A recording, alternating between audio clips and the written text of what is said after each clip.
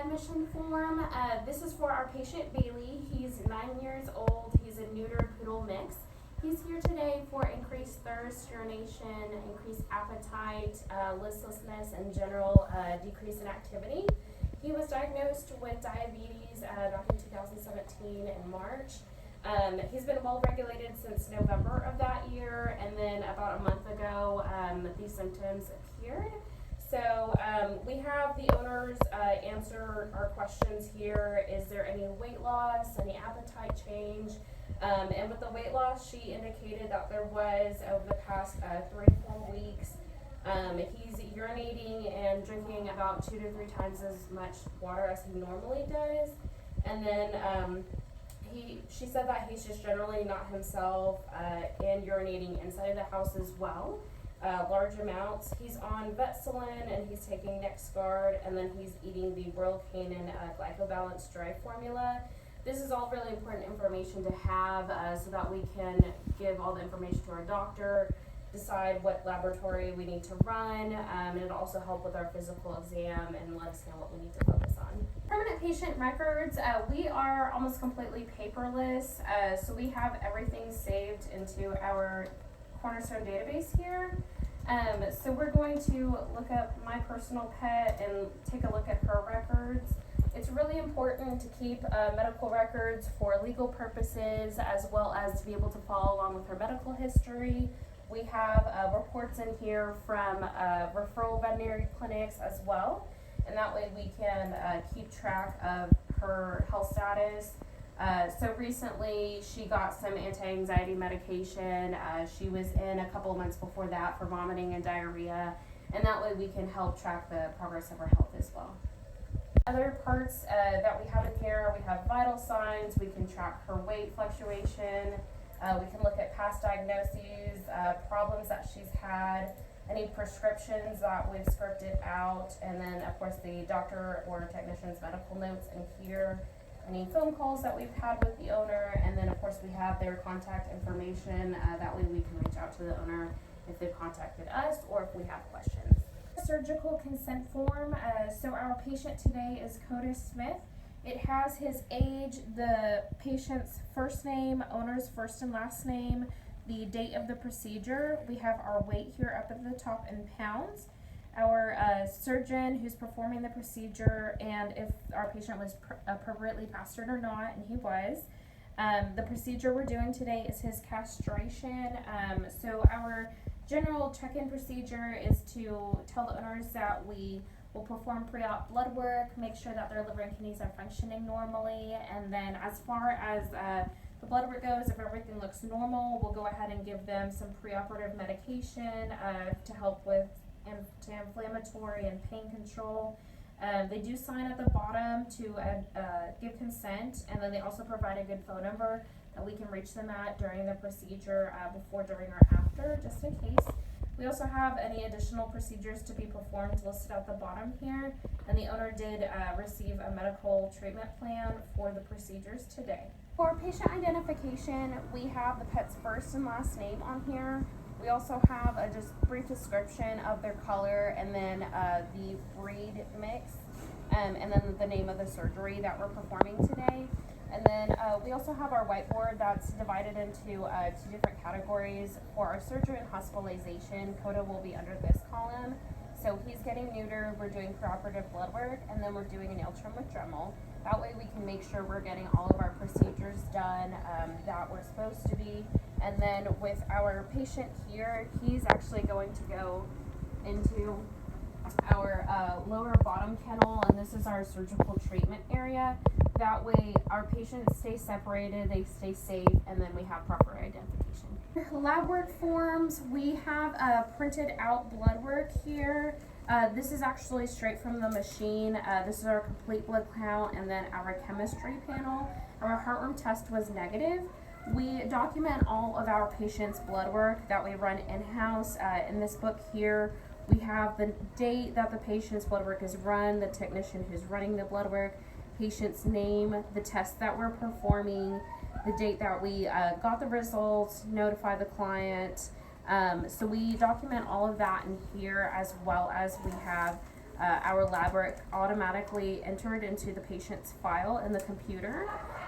We also document the lab work on our surgical forms where it says pre-surgical lab work. We put any of the lab work we're doing, CBC, chemistry, heartworm test here. And then for our anesthesia surgery forms, of course, we always have our surgical consent form. We also have an emergency drug form with the patient's information, including weight, which is very important. This tells us what emergency drugs and the quantity that we can give to the patient in case of an emergency. We also have our surgical form here. It talks about the patient and owner's personal information, the surgery and procedures we're performing, as well as surgery information, technician and doctor in the surgery, how long it takes, what monitoring equipment we're using, stop times of anesthesia and surgery, the drugs that we're using during the surgery, as well as pain medication, extubation time, temperature, and any physical abnormalities that we do before the procedure. And then this is our treatment sheet. This is what we use to document the patient's vitals while they're with us. We can use this to help determine if the patient is too cold, too warm, recovering well, if it needs medications, anything important like that. Our discharge instructions for Coda's castration today, the biggest things that the owner wants to look out for is any vomiting or diarrhea. This can indicate that we're having some issues after the anesthetic event. We can also have vomiting or diarrhea if the owner's seeing any lethargy or blood in the stool, anything like that. Dog's going home with carprofen, so we just want to make sure that he's not experiencing any of that while taking this medication. With the pain medication, it'll be over the next 2 weeks while he's recovering. He also has a cone to go home to prevent him from licking and chewing. The sutures we used today were absorbable and will dissolve on their own over the next 8 weeks. He's going to be on pain medication for the next 2 weeks. His exercise needs to be restricted to leash activity only. No jumping, running, normal activity like that is restricted for the next 2 weeks. He's not allowed to have any baths to prevent any contamination of the surgical site, and then the owner is responsible for looking at that surgical site multiple times a day until it's completely healed for any drainage. As far as recovering from anesthesia today, he might be a little bit groggy tonight, but he should be back to himself in the morning. The jugular blood draw, you just want to make sure that you have, you're using good ergonomics. Go ahead and hold the muzzle of the patient, and then at the back of the head, using your whole hand, go ahead and stabilize the head like this. That way we can turn the neck any way, and then our drawer can have access to the vein. For our cephalic, you'll just hold behind the elbow, and then go ahead and push forward the leg, and that way they have access to the cephalic vein. And then for our lateral saphenous, you're going to hold off, and that way the blood pressure increases, and then we get a better view. To take Emerald out of the kennel, we need to have a slip lead in our hand. Always make sure you have control of the door. Place the slip lead over, and then get hold of the handle. Down. Kenneling our patient, we're going to just gently open the door, and then remove the slip lead so she doesn't chew it up. Make sure the door is secured. Muzzling a patient, just make sure you have the appropriate size for their muzzle. The short end will go on the top of the muzzle, and then the long end will go on the bottom. A lot of patients find it really scary to go at them directly with the muzzle, so it's usually best if you can place the muzzle from behind, and then you just gently clip it behind the ears using the tag to pull and secure the muzzle to the patient. Okay. For e-collar placement, we want to make sure that the diameter of the inside ring of the cone is appropriate size for your pet's head. Right now it's on the middle column, so it's not on its tightest or its largest, but we're going to put our gauze through the loops. Use this to tie the collar to the patient so that they can't get at their incision site or whatever we're protecting.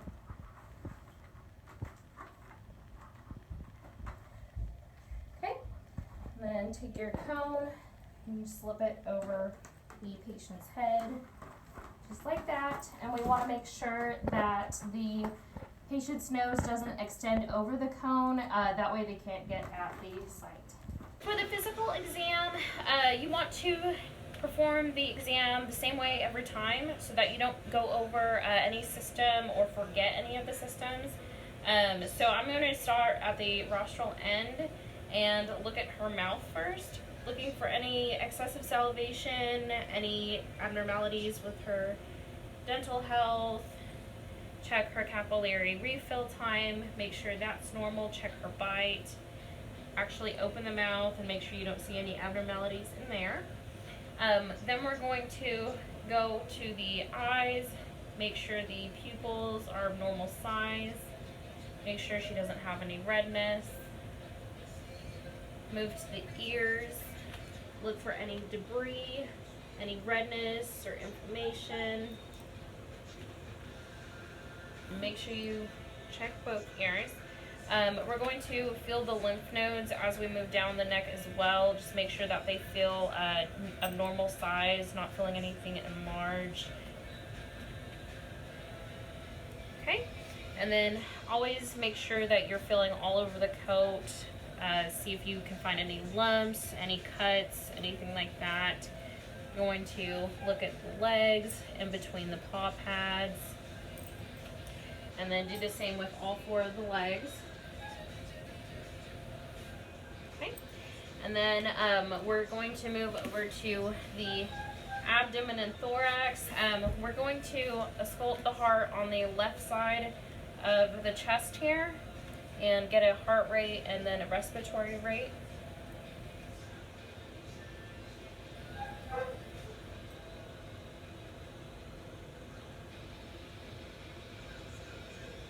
Okay, so our heart rate is 120, and then we're going to listen for a respiratory rate.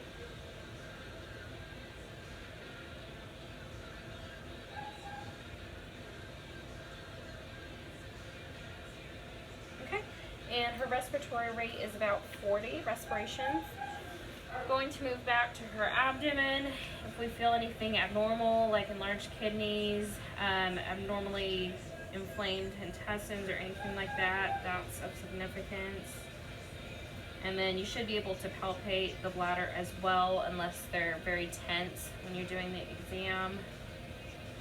Okay, and then just move back to the back legs, and then do the same, just look between the paw pads, make sure you're not seeing any abnormalities, any stickers in them.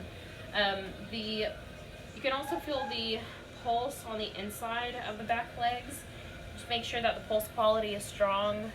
Make sure that we're not having any thready or abnormal pulse rates as well. And then we'll go ahead and move to the back here as well. Just inspect all parts. Make sure that everything is looking normal, not having any mats. And then we'll go ahead and take her temperature.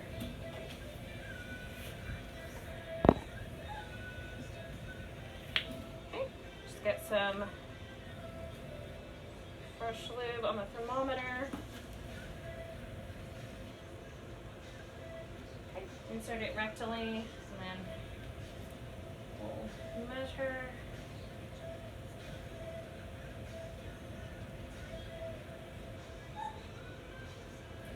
And her rectal temperature is 102.1, so her risk class right now is ASA 1. Sylvie's physical exam, we want to perform the exam the same way every time. So I start by looking in the mouth. If you can look under the tongue, that's best for cats because they can get string wrapped around their tongue. Check the ears out. They are very clean. We cleaned them yesterday. Look at her eyes. They're beautiful, bright. She does have some tearing and some tear staining on her eyes. She has feline herpes, and she is hypothyroid. Alright, I'm going to get her to stand up. Go between the paws, around the shoulders, the neck. Make sure nothing feels abnormal. We're also looking for masses during this time. Any kind of abnormal skin. We're going to listen to her heart on the left side. And then we're going to count for a 15-second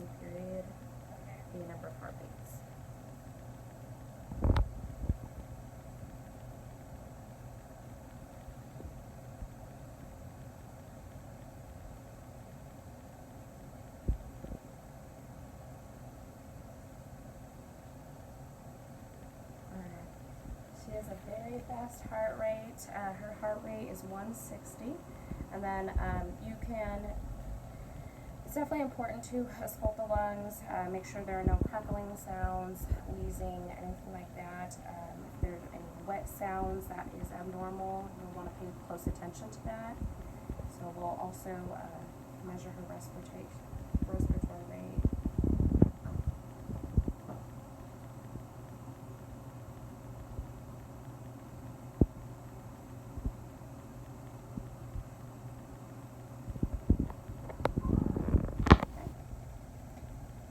Respiratory rate is 40. She's also purring, so that can also inhibit being able to hear their lungs clearly, as well as counting their heart rate makes it a little bit difficult. So we'll go ahead and continue our physical, just moving through the back, feeling the abdomen. Make sure you're not feeling any abnormalities, thickening of intestines, enlarged or smaller kidneys. Feel for our bladder. And then we want to move to the back and then feel our lymph nodes.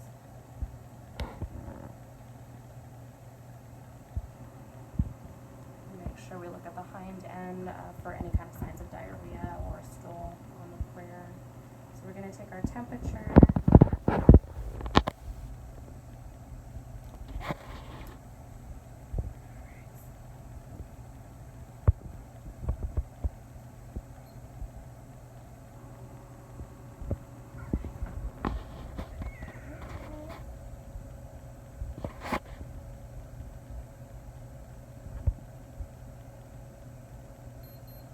Temperature is 100.6. I give her an ASA class of 3. She does have hypothyroidism, she does have arthritis, she does have feline herpes. All of these contribute to our risk class. Cephalic blood draw. We are going to use our alcohol to wet the area, get a better visualization of the vein. You can pump the hand, you can pull it back a little bit, and then you can use your thumb to stabilize the vein. So we've got a pretty good vein here. Make sure that your bevel is facing up. Advance the needle and then draw back. And then your holder will hold off at the injection site. So we've got jugular blood draw. He's going to hold the head and then just make sure that she's sitting. And then we'll go ahead and hold off at the right thoracic inlet. And that way we can build some pressure, get better visualization, and then use our alcohol to wet down the fur. Once you palpate your vein, go ahead and get your syringe ready. Make sure that you have the needle with the bevel up, and then go ahead and insert your needle, and then just draw back on the plunger. And then your holder will hold off at the site of puncture. Lateral saphenous blood draw. Just as before, use alcohol to wet the area. Make sure you have good visualization of the vein, and then you're going to follow the vein across the back leg. Remove the cap from your needle, place your bevel up, and then stick the injection site, and then go ahead.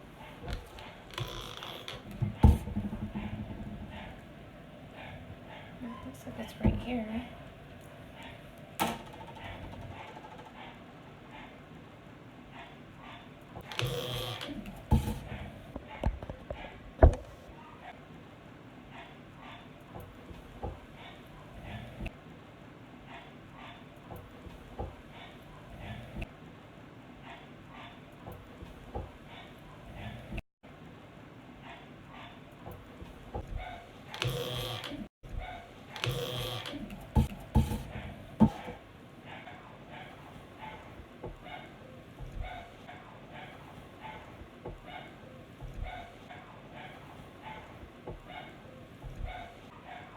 Minimum databases needed prior to any anesthetic event include a complete blood count and serum chemistries, as well as total solids.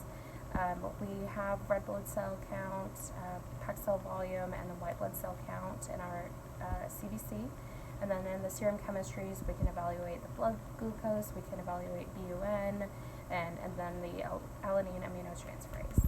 Paxil volume helps us to determine the lifespan of the red blood cells, if there's any blood loss, such as from trauma or clotting diseases, and also if the red blood cell production is normal or decreased. We commonly see a decrease in red blood cells in chronic kidney infection.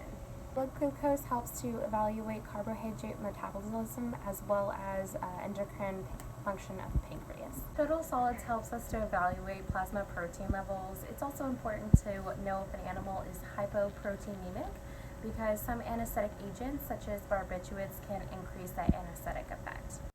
BON evaluates kidney function. Alanine aminotransferase helps to evaluate liver function.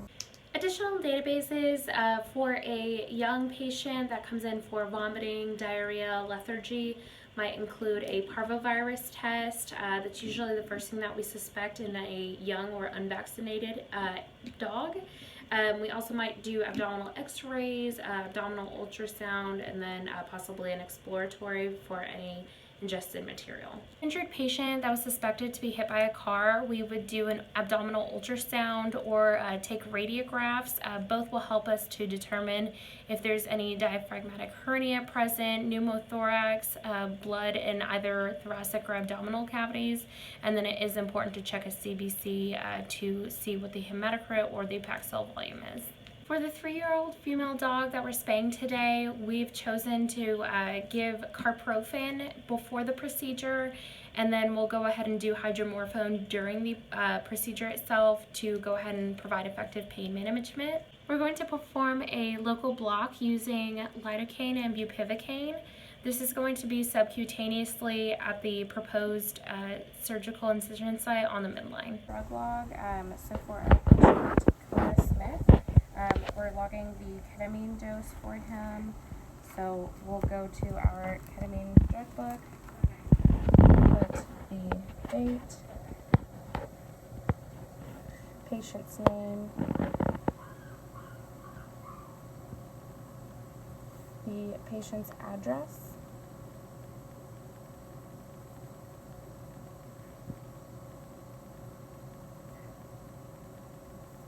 and then the diagnosis, we neutered him today, and then the delivered amount, the amount we received, we haven't received anything, balance on hand, and what we'll do is the amount delivered subtract from the balance on hand. Our previous balance on hand was 14.46. So our new balance on hand is 14.26. Put our initials, and then the physical count is what our office manager does. Size E tank cylinder containing 100% oxygen. Oxygen acts as a carrier for vaporized anesthetic gas.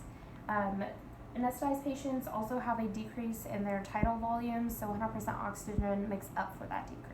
It's a pressure reducing valve. It reduces the pressure of the oxygen leaving the tank entering the machine to 40 to 45 psi. The oxygen flow meter controls the amount of oxygen being delivered to the patient. This oxygen flow meter also reduces the pressure of the gas in the system by 15 psi. This is a fast flush valve. It delivers a quick infusion of only oxygen to the breathing circuit. This whole unit is the anesthetic vaporizer. It holds the anesthetic liquid agent and then it vaporizes the anesthetic agent to be able to deliver the anesthesia in a controlled manner. A directional inspiratory valve, this allows for the movement of gases only to the patient, never from. This is the manometer. It is a pressure gauge for the anesthetic machine. It does not control the pressure in the machine.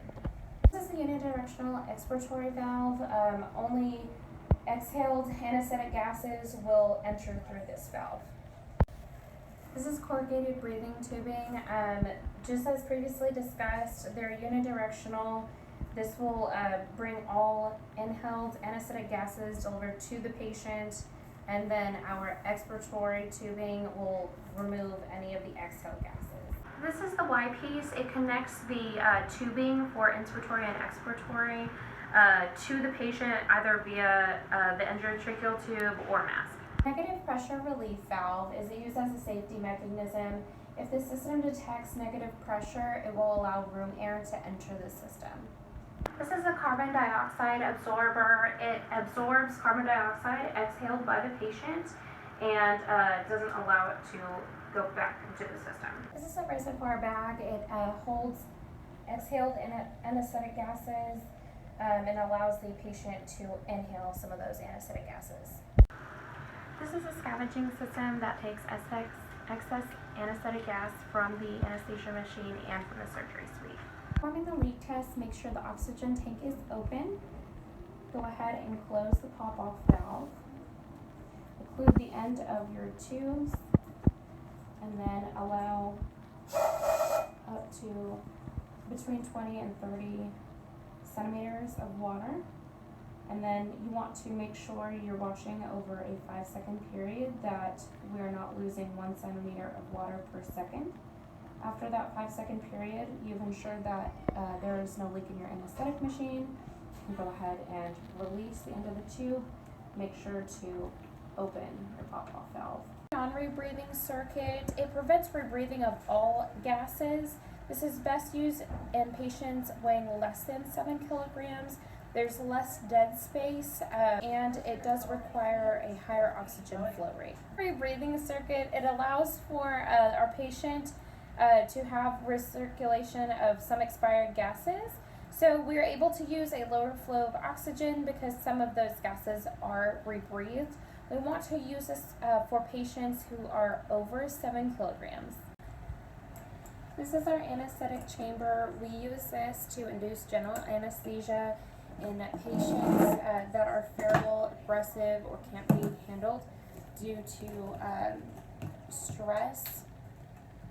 It is made of perspex. There are 2 ports here at the top. We can remove the entire top here, and then we can attach our tubes to the anesthetic machine as well. With these 2 ports on the top, we can allow fresh gas to enter and then waste gas to exit through the other tube. We cannot monitor patients closely though, which is a downside of using the anesthetic chambers. Oxygen and anesthetic gases can be administered to a non-intubated patient through the nose and the mouth using the mask.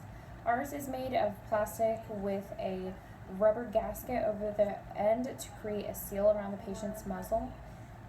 The downside of using a mask for induction is that you can't maintain an open airway using the mask. Scavenging system, we use activated charcoal canisters to collect waste anesthetic gas. This is a passive scavenging system where the anesthesia gases are the heaviest of the expired gases, so they naturally gravitate to the lowest point. So we have the canister suspended. We don't want it touching the floor because then it can't filter through the bottom like it's supposed to appropriately. So there are vents on the bottom of the canister which allows for proper scavenging. The tubing is attached to our pop-off valve, and that carries the waste anesthetic gas to the canister attached to the base. Okay, so we're going to show the orogastric intubation as well as the esophageal stethoscope, just using a red rubber French catheter. So we measured from the tip of the nose to the 13th rib. On our patient, we have water-soluble gel at the tip of our tube, and then we're going to slowly pass the tube down into the esophagus. If we have a patient who's awake, swallowing helps to determine if our placement is right. If we encounter any resistance while we're doing this part, that means that our tube is actually in the trachea. So if you get any resistance, just go ahead and slowly pass it out. And then we'll go ahead and move it down into the esophagus. Okay. And so with the orogastric tube, we'll pass it this length.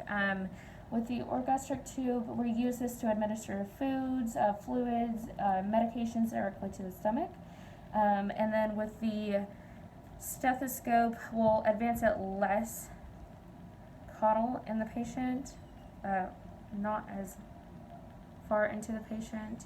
And then this way we can actually determine the heart rate while the patient is anesthetized so that we can make sure we have a normal heart rate. Blood pressure monitoring, we use the blood pressure cuffs. You want to make sure that the width of the blood pressure cuff is 40% of the circumference of the limb that we're placing this on.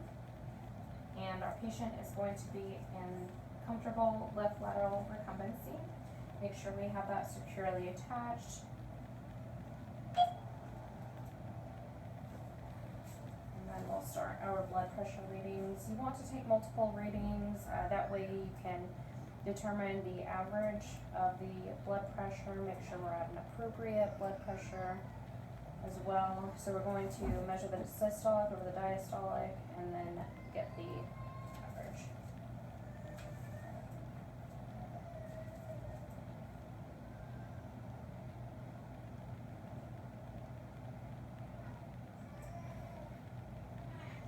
It is important in your medical notes to denote what kind of recumbency they're in, which leg and we're using the cuff on, and then what size the cuff is.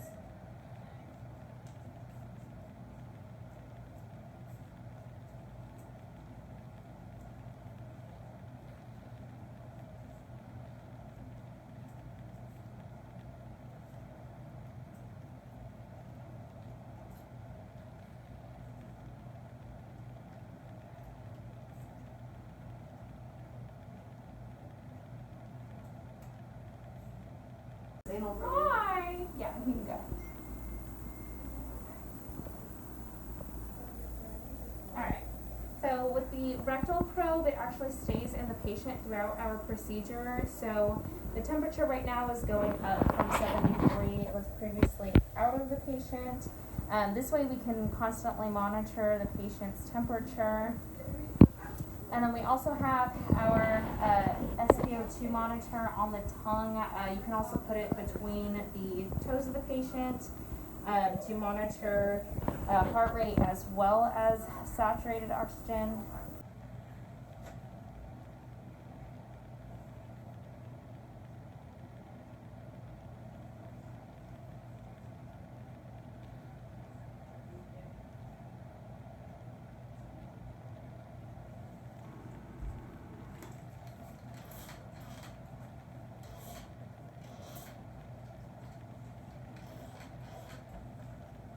Sorry if I got you cold. Okay, so we can see her heart rate on the monitor, and it's giving us beats per minute as well, so it's a nice and steady heart rate. You can see we have a normal healthy pattern here. We use Murphy endotracheal tubes. They're made out of PVC material. What makes the tubes special is that there is a beveled end with the side hole, and then there's the cuff, and then we have the cuff inflator. With the endotracheal tubes, we want to measure from the most rostral aspect of the mouth to the thoracic inlet to make sure we have an appropriately length endotracheal tube. This helps to maintain an open airway while decreasing anatomic dead space, helps to prevent pulmonary aspiration, and precise inhalant anesthetics and oxygen. It also helps to allow quick response to respiratory emergencies. When selecting endotracheal tubes, make sure that we have a diameter small enough to allow placement without causing any trauma to the trachea, but large enough to create the seal when the trachea cuff is inflated. Make sure that the endotracheal tube placement is not long enough to reach the main stem bronchi or extend beyond the end of the muzzle when it's inserted correctly. Always be sure to select 3 different endotracheal tube sizes, one size 0.5 millimeters smaller and one size 0.5 millimeters larger. This is Dr. Katie Kewen. She is one of my preceptors who's been helping me with my program. This is Dr. Anna Coffin, and she's been helping me as my preceptor. Phase completely around the dog's leg.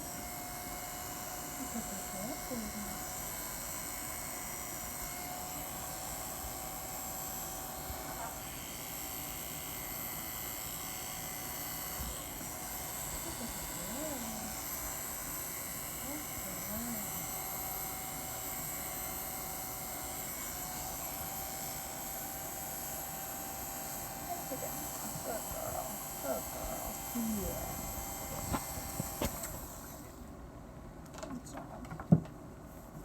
Remove any of the excess hair. Okay, and then our restrainer is going to occlude the vessel, and that way we can see where we're going to place our catheter. And then in a target pattern, we're going to do 3 sets of scrubbing with Chlorhex. And then immediately after each Chlorhex scrub, we're going to do alcohol.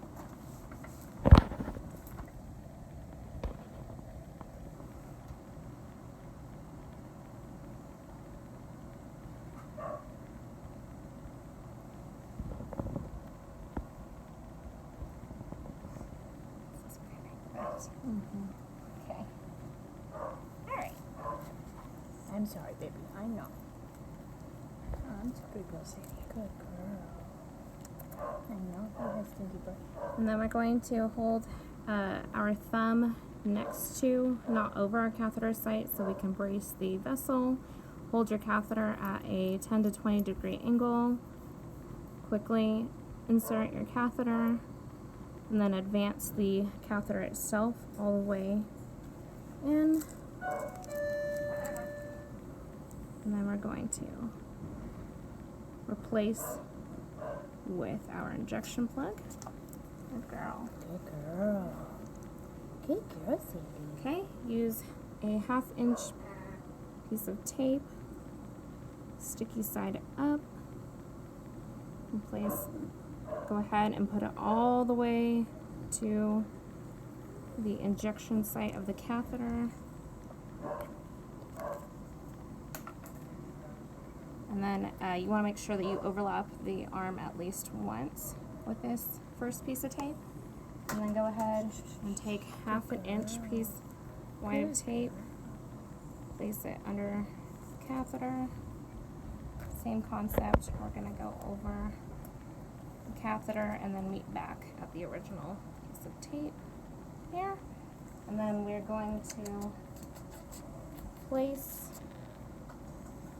an anchor for our tape.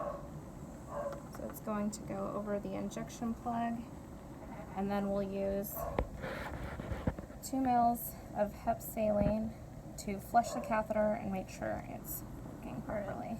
Okay? And then we're going to cover the catheter site. Keep it safe. Okay. Thank you, ma'am.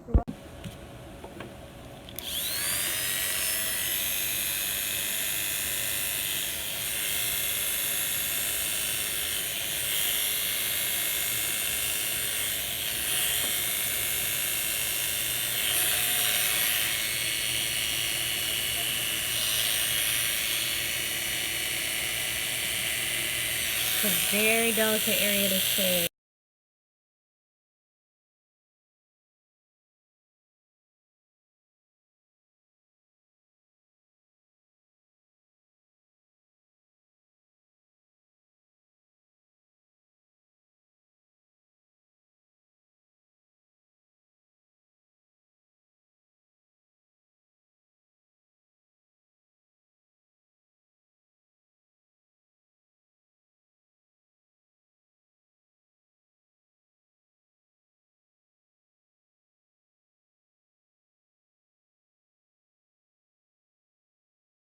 So we've got a 360 area around our catheter site shaved. So I'm actually going to shave a little bit.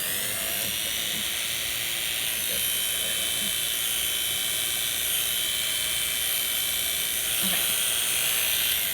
So our restrainer is going to occlude the vessel, and then we're going to do a wash and then rinse cycle. So we're going to wash with Chlorhex. I'm just going to do a kind of a quick dirty scrub. Get some of this dirt off of him. Wow, he is dirty. He is super dirty, bud.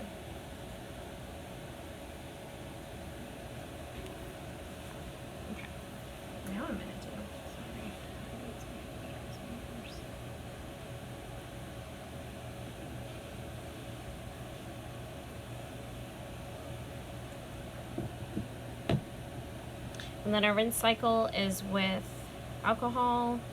We're using a target pattern to scrub the area and perform the scrub and then rinse cycle 3 times.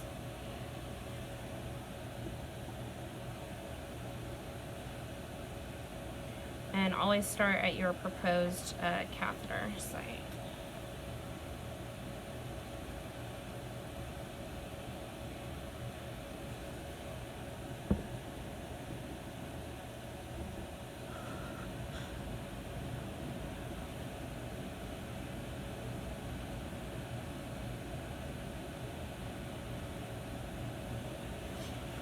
Okay. So we have our catheter with the paper injection plug still attached to it. Alright, and then I'm going to use my non-dominant hand to hold the limb and then use my non-dominant thumb to stabilize the vessel.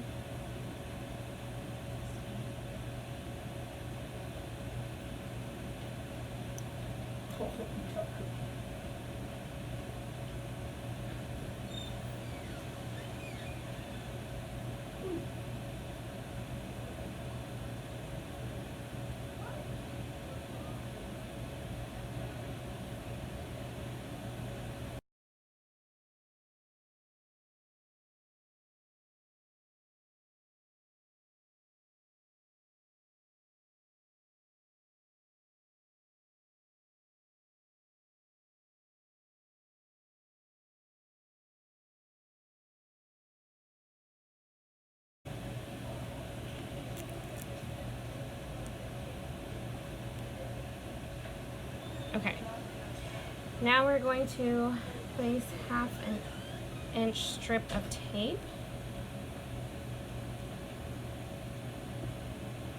and make sure the tape goes all the way to the hub of the catheter, and then we're going to wrap the catheter, the leg, about 2 or 3 times. Make sure the area is secure, and then take your 1/2 inch strip of tape and place it under the catheter. And same procedure, we're going to wrap the leg, and then just make sure you leave a courtesy tab on your tape so you can remove it later. And then I prefer to place an anchor, so I go under the catheter injection plug and then wrap around back onto the tape, and then leave a little bit of a tab on those. And then you just want to test your catheter.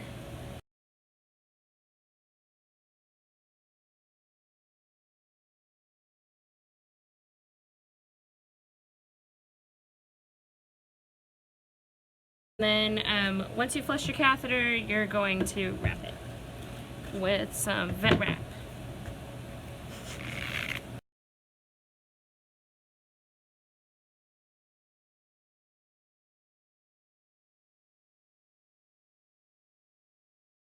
Intramuscular injection, we're going to give that over here on the left hip. You do want to make sure that you don't hit the sciatic nerve, so we're going to move closer to the hind end here.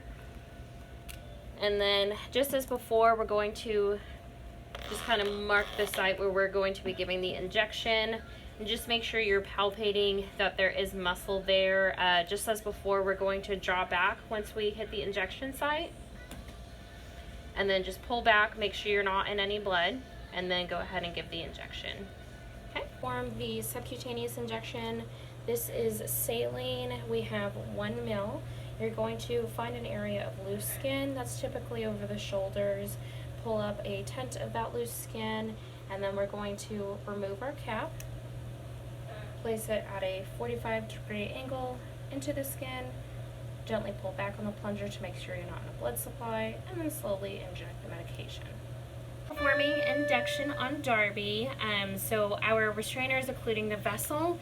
We're going to use alcohol to wet down the fur, and then we will advance our needle into the vein.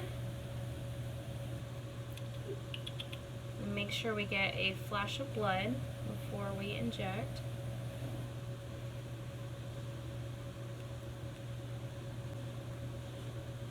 Okay, and then just slowly inject.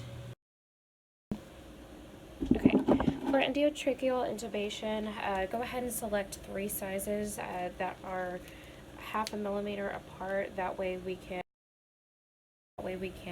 grab another tube that's close by if we need it. So what we'll do is you'll go ahead and measure from the tip of the nose to the thoracic inlet, and that way we have a good visualization of where we should, how far the tube should be going into the trachea, and then where we should put our tie to secure to the patient. So our restrainer, once our pet is unconscious without voluntary movement, our restrainer is going to go ahead and grab behind the canine teeth of the maxilla, extend the neck, and then we're going to have him extend the neck so the head and neck are raised and in a straight line. I'm going to use the end of the endotracheal tube to pull the tongue out of the mouth safely.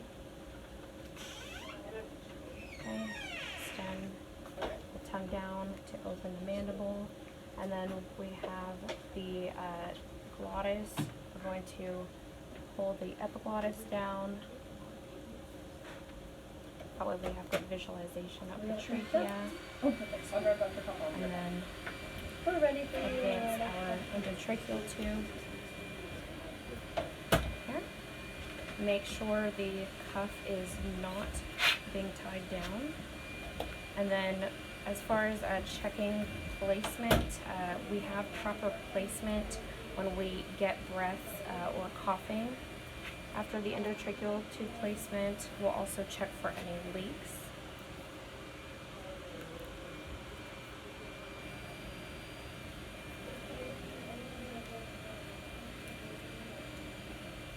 Okay, there are several different ways that you can test for proper placement.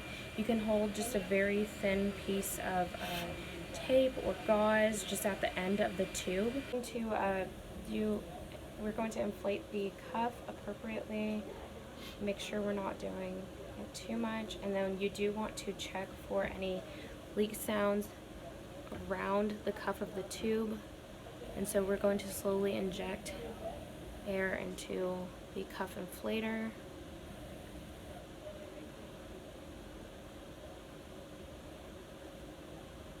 Okay, so I still hear a little bit of air escaping around the inflated cuff, so we're just going to slowly inflate until we hear no more sounds around the cuff. Lubricate your patient's eyes properly.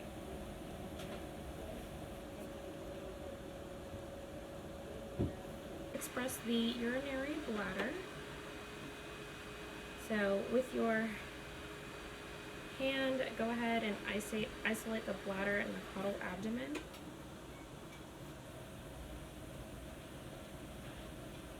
And then we're going to use the palmar surfaces of our fingertips. Just apply gentle, even pressure.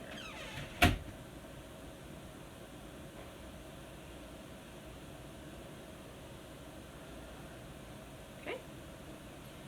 Dania, for the abdominal stay, go ahead and use a 40 blade electric clippers. We're going to clip in the direction of the hair growth.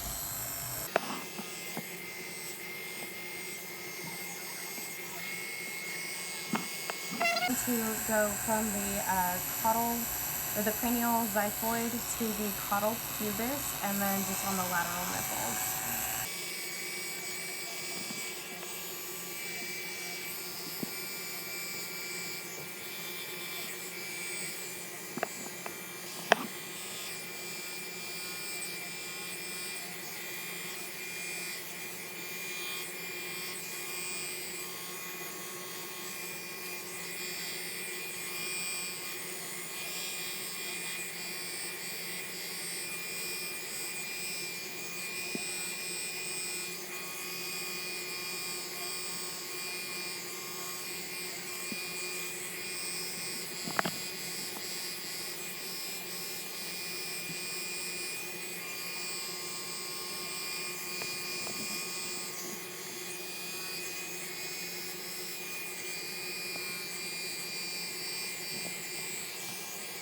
to remove any excess hair from the patient. It's best to use a vacuum to collect any excess hair.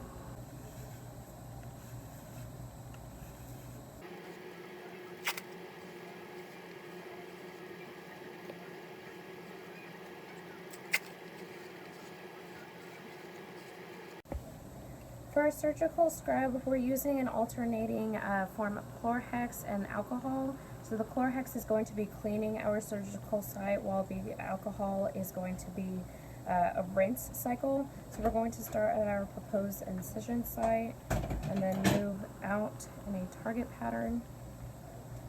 Can you turn her more towards me? Never cross over the same area.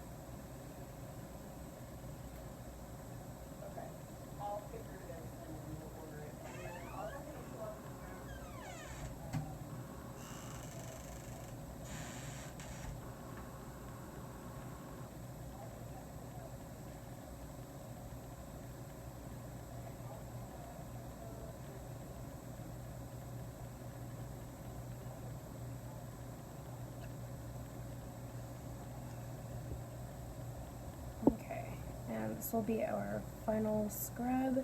Don't forget to do the alternating alcohol and Chlorhex.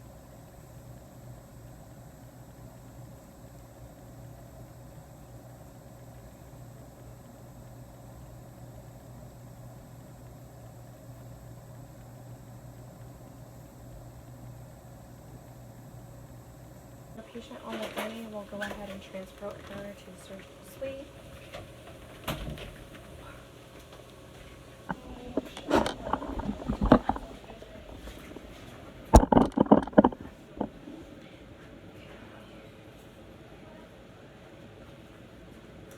I can move this if you want her legs.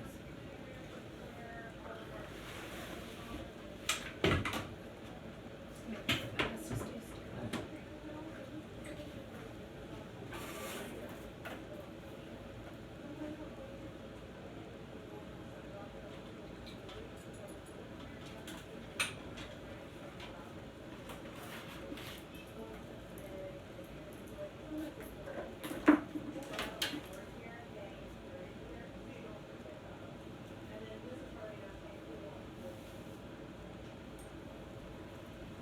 This is our surgery suite. That's where we do surgery.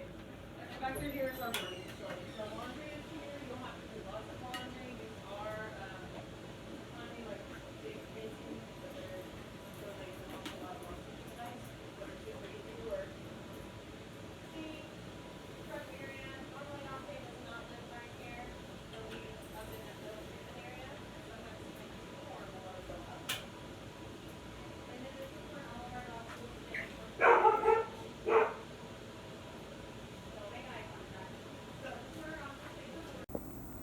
Before I wake you up.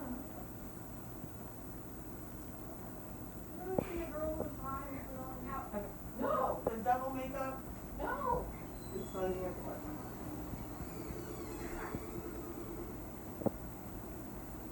Okay, so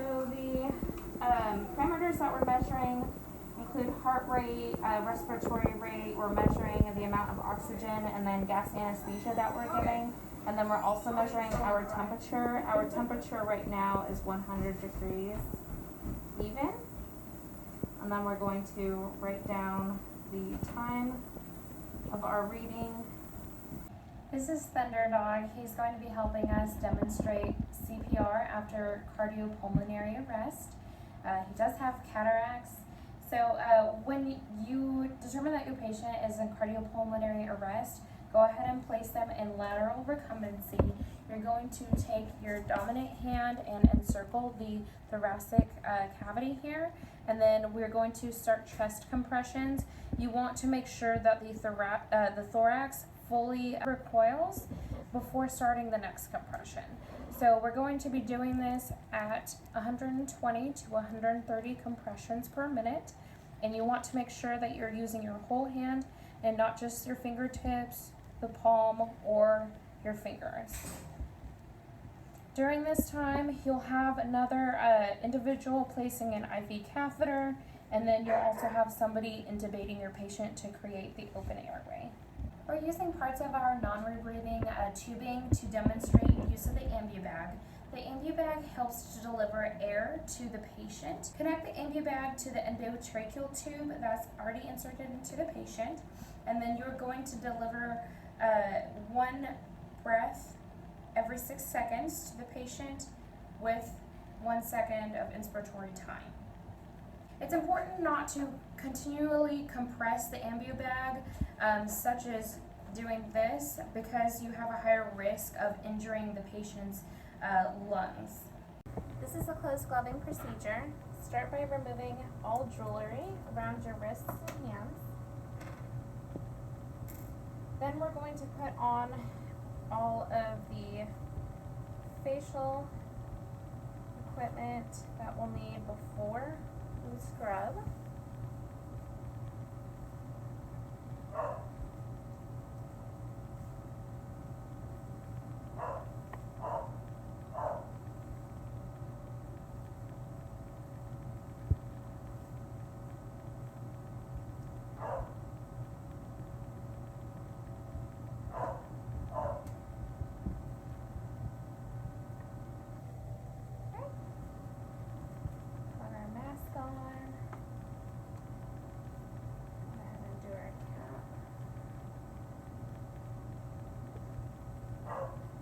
And with your cap, make sure that all of your hair is tucked in. It'll help just decrease contamination of our surgical field.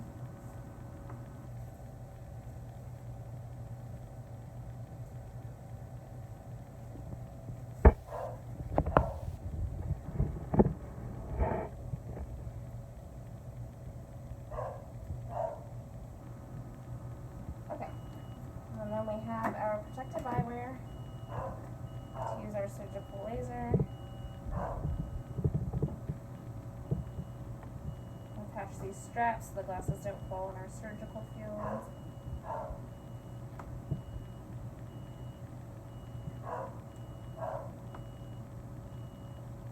And then of course, tighten this strap. Better fit your face. Make sure they don't fall off. Okay. Now that we've got this on, we'll go ahead and open our packs here. So we've got the date, the initial of the person who made the pack, and then what is exactly is in here. That way we can make sure that this is something recently sterilized. Okay. And then we just want to be careful when opening the pack.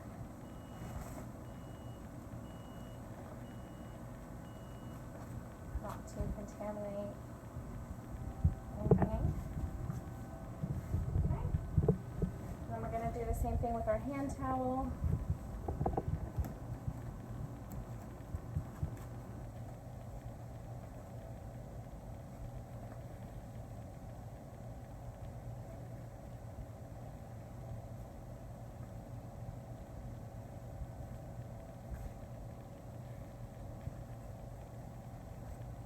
So that's ready for us, and then we need to open our gloves as well.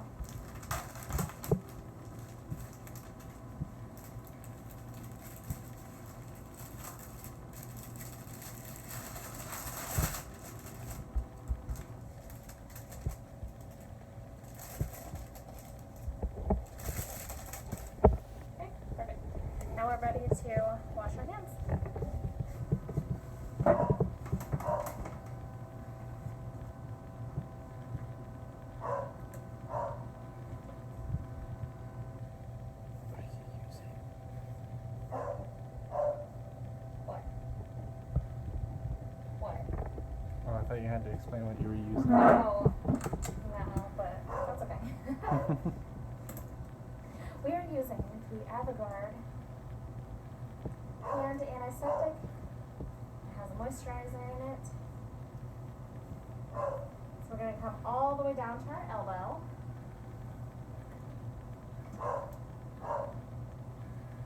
That way we can get all sides of our hand. As aseptic as possible.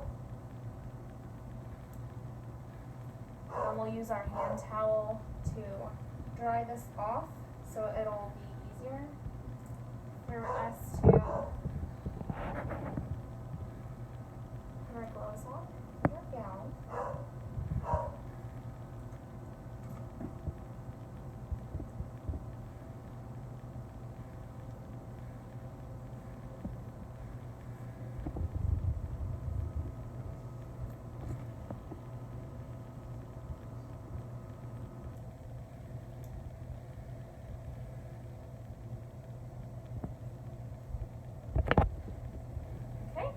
So now that we've got our hands, wrists, and then up to the elbow sterile, you just want to make sure that you kind of tuck your hands in and keep your hands about below your shoulders. And then we'll go ahead and use our hand towel to wipe off any excess.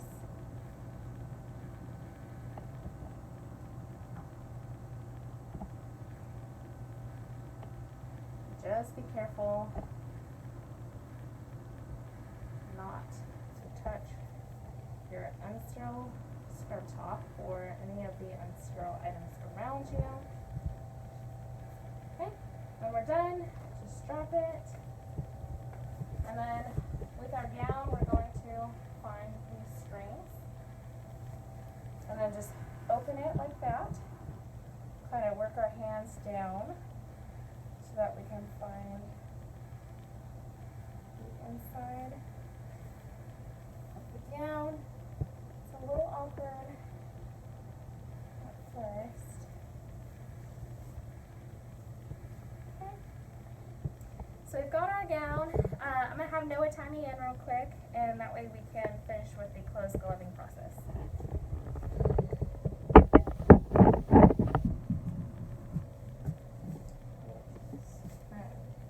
Exactly as it seems, there's little pink ties.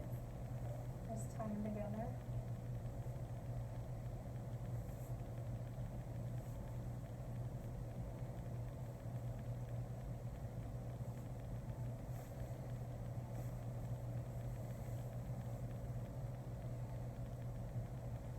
Yeah, this is making it like way easier. Not bad. Like way easier. You don't like feel like such a child in it.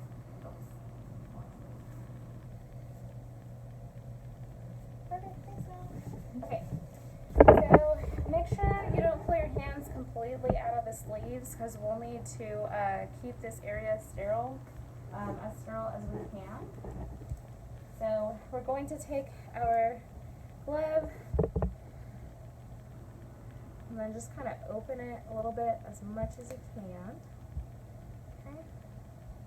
So we're going to press this edge, just kind of wiggle our fingers out, pull carefully our glove down, and then we can just slowly work any of the excess material out.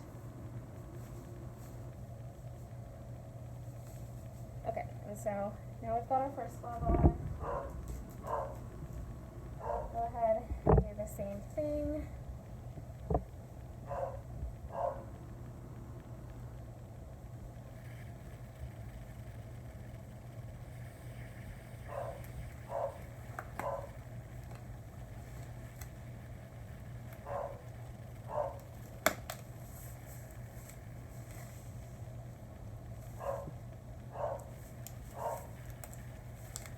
Okay. And then we'll just get it seated a little bit better.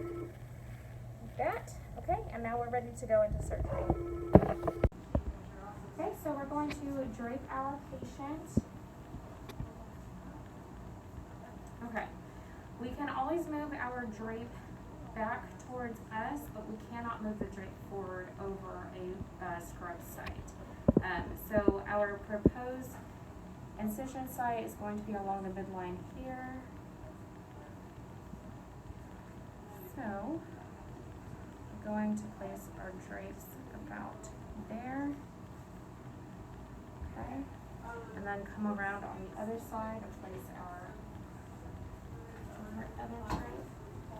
Just make sure that we're remaining sterile.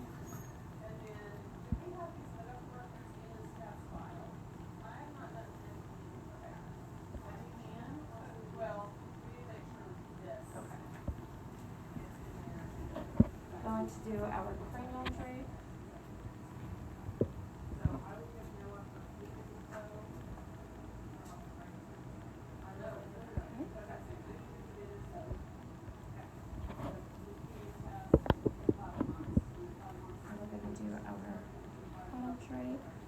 Okay, that way we've got a nice clean surface to work with.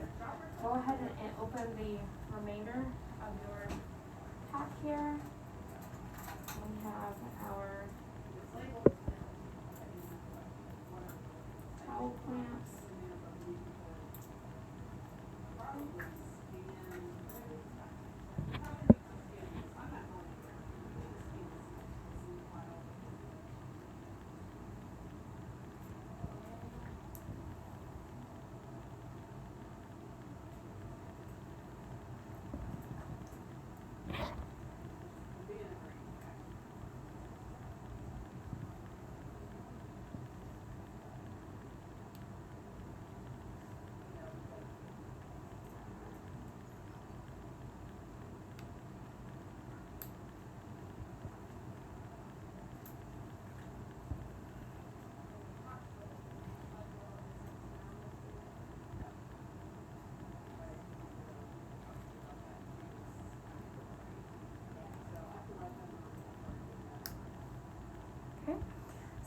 So care of exposed tissues, we're just going to gently blot away. You don't want to damage the surrounding tissue. And then you can apply some saline to the tissue to rehydrate it.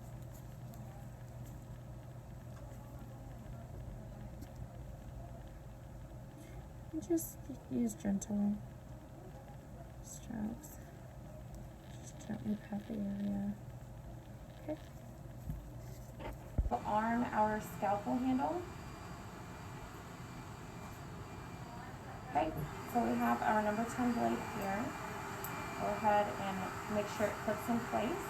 And that way we've got the scalpel handle securely fitted.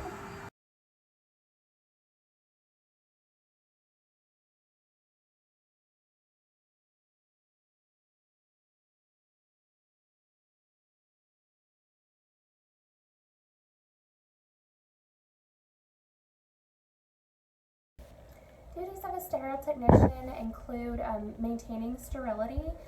So you want to make sure you're not getting from a standing position to a sitting position or vice versa. You want to make sure that you maintain the same level of sterile field at all times.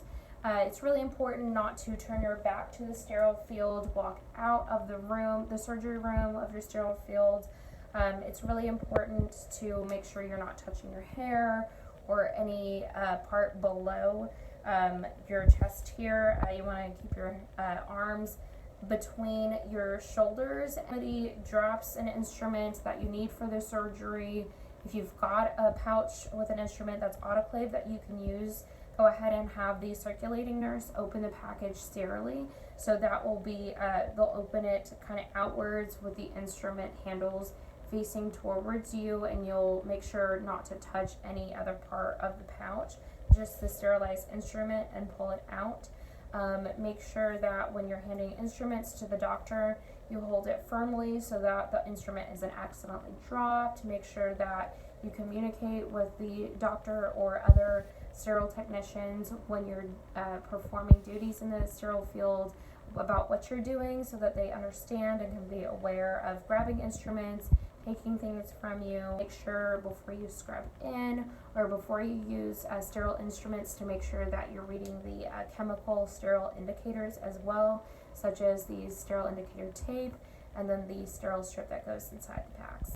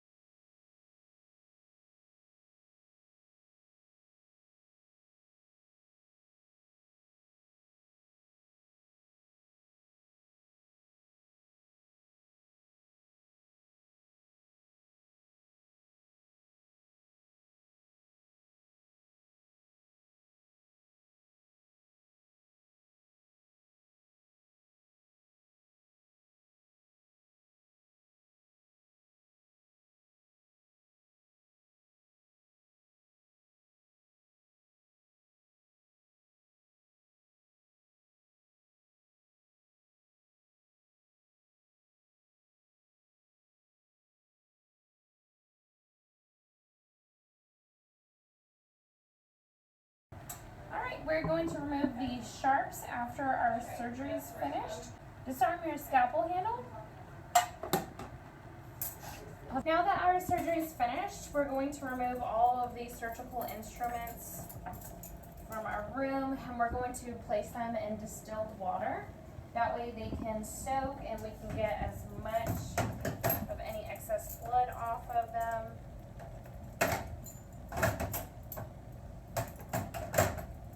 And it helps if you open the instrument completely. That way it can get between any of the crevices.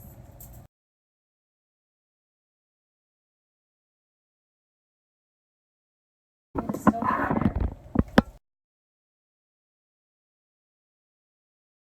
Now that we have the instrument soaking in the tub, we'll go ahead and clean all of the non-movable items and things like the surgery table, take all of our movable equipment out, and then clean everything.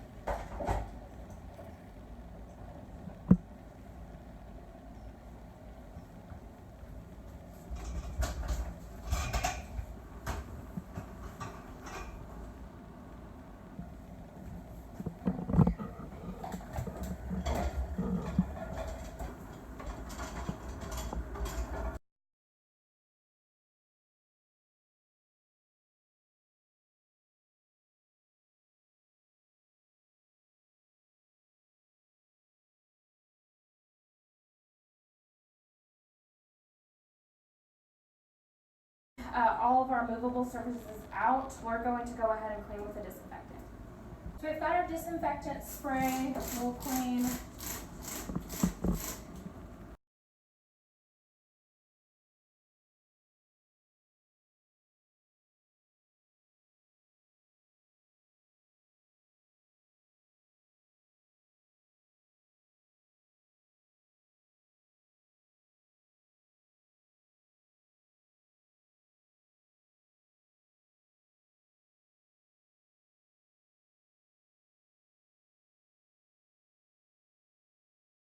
So now that we've gotten the walls, we've got our tabletop, we've got our light source, We're gonna clean all of the equipment, all of the movable equipment.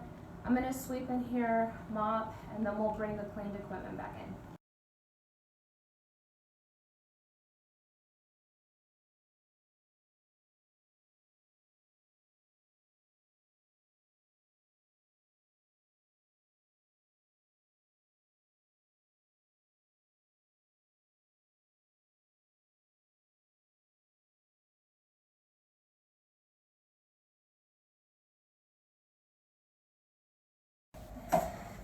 Our next step is going to be to sweep all the surfaces, get as much debris out as possible. This should be the cleanest place in the hospital.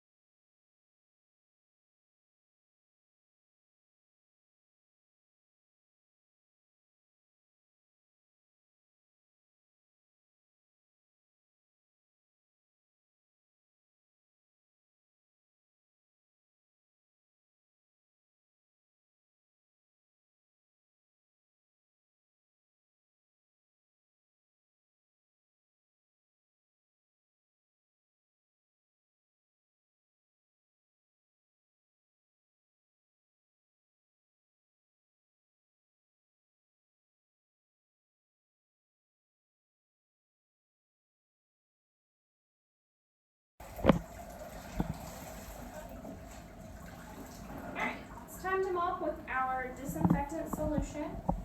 It's important to get all parts of the surgical suite, and it is very important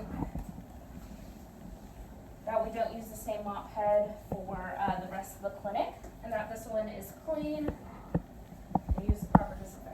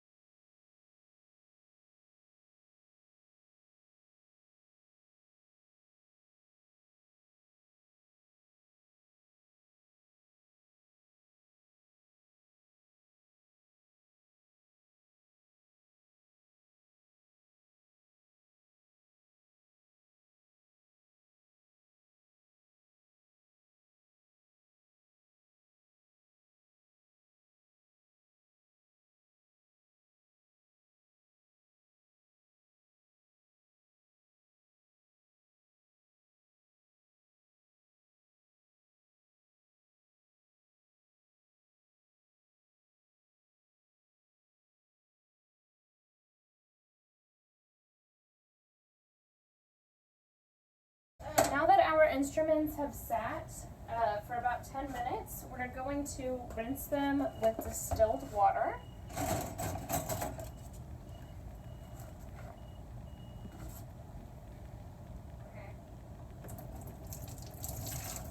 And then we're going to place them in our Novacin and distilled water solution. It's warm water that we want to use. So now that our instruments have sat in the solution, we'll go ahead and just use a soft bristled toothbrush to go ahead and wash the surfaces.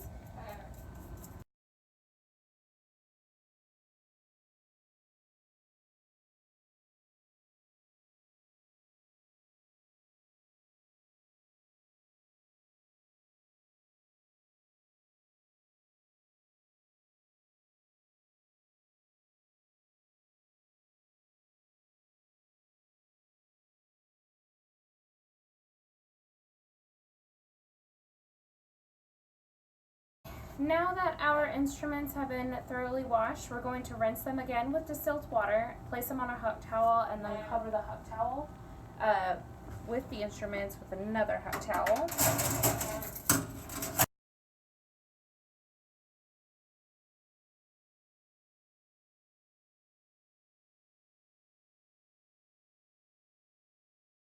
Our instruments are completely open. That way they can dry properly.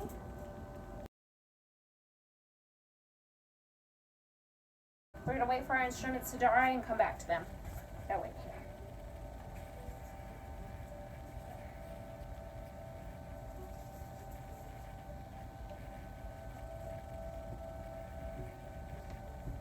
Now that our ultrasonic cleaner has finished the instruments, we'll go ahead and move over here to our sink where we're going to use the distilled water to rinse off our instruments.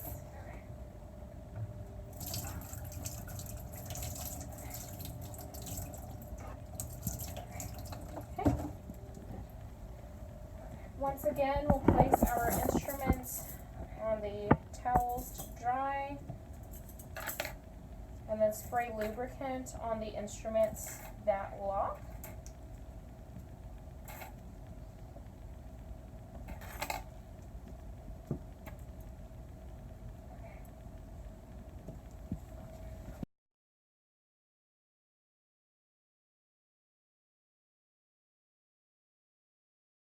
Have our spray to properly lubricate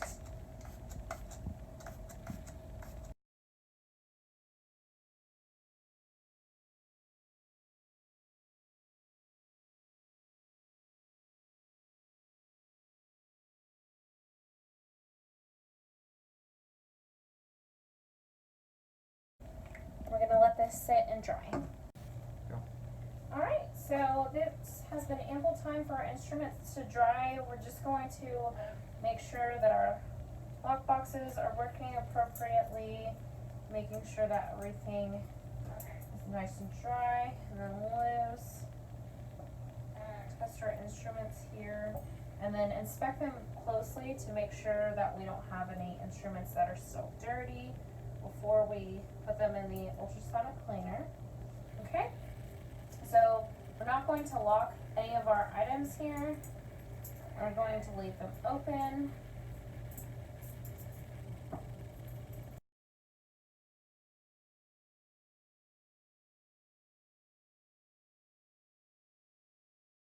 This has our enzymatic solution. It has a surfactant in it as well, so we're going to run this ultrasonic cleaner for 3 to 6 minutes at 122 degrees Fahrenheit. Okay, so we'll close that up, place our lid on here.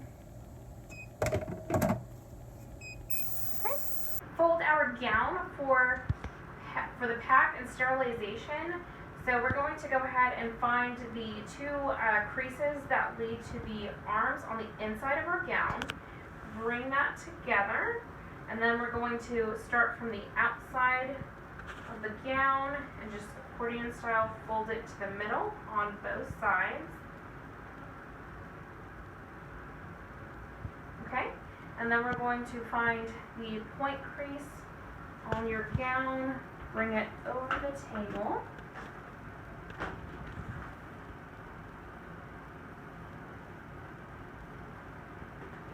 Okay, and move this part inward.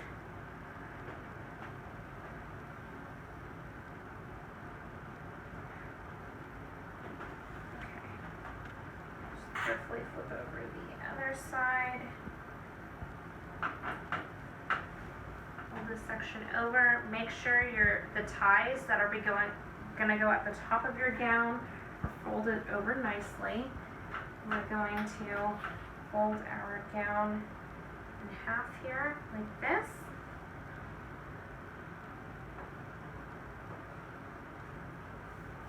Okay.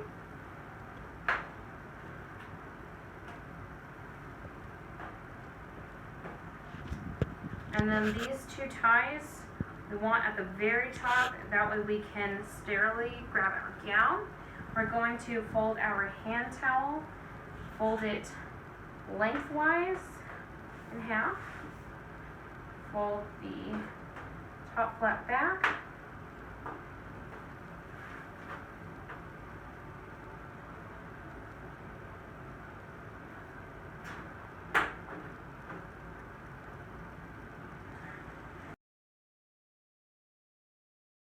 envelope style wrap for our pack.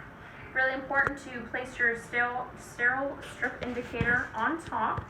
So we're going to place that. That'll be in the center of our pack. So we're going to first start with our section across, and then fall down here. Okay. Across. Always create tabs with every pass that you do. Okay.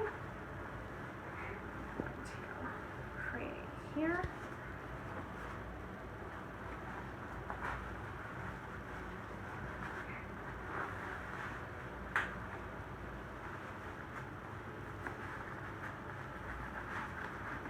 And then it's really important to leave a tab out, and that way we have something to grab.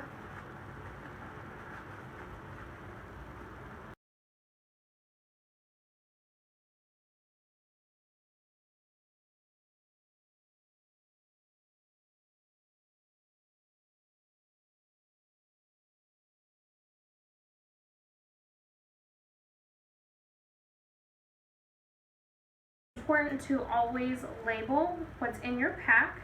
So we have the gown, and then we have the hand towel.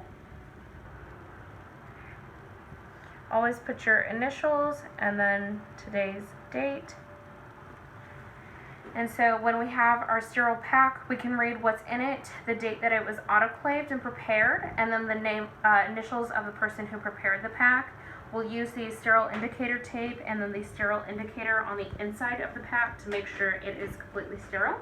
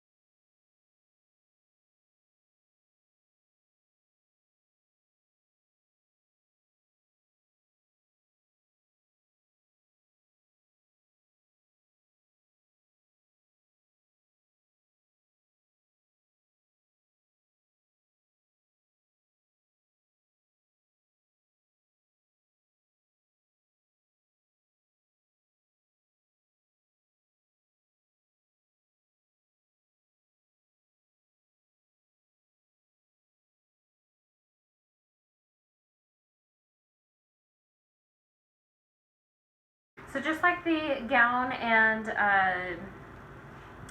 hand towel pack, we have the black pack, the name of the pack that this is, my initials, and then the date that we're autoclaving and have prepared this. This is our automatic sterilizer. It is a gravity air displacement sterilizer. So we use distilled water in our machines only, and then we perform weekly maintenance cleaning. So we're going to run our packs that we just prepared in just a moment.